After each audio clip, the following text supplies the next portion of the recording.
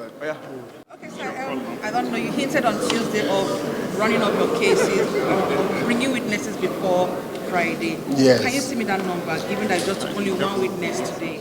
I know as part of our strategy today, we called a very vital witness, a digital forensic expert. And you remember that this is the very first time we are having a technology-driven presidential elections in Nigeria. So the evidence that this witness has profiled today, a witness who examined the beavers machines used, is very, very vital. So we are happy this witness has testified today. Tomorrow we'll bring our remaining witnesses and we'll close our case. So by tomorrow we'll tell you the next thing. So we're expecting 3 witnesses tomorrow. We won't tell you that, but when we come here tomorrow.